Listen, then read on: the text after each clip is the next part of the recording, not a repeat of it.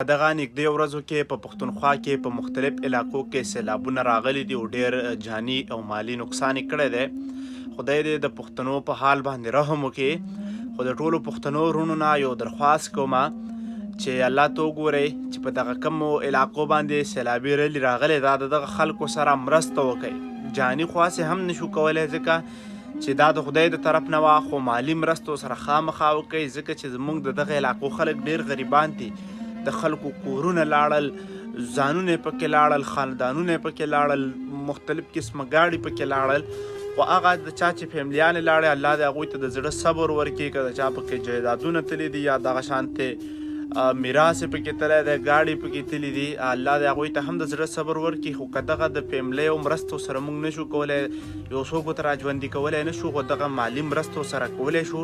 د دغه ریاست په تمه مه کښېنئ. دغه ریاست غواړي چې دا پښتون دغه شانتې ذلیله وي.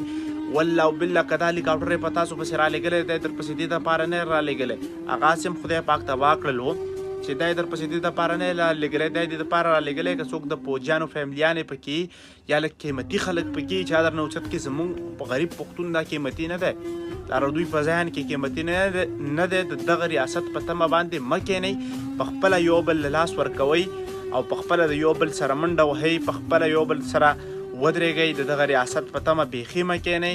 دا سخت وخت دی، خدای پاک دی بیا په موږ باندې داسې سخت وخت مه راولي. خدای د پښتون سر ته خیر کړي.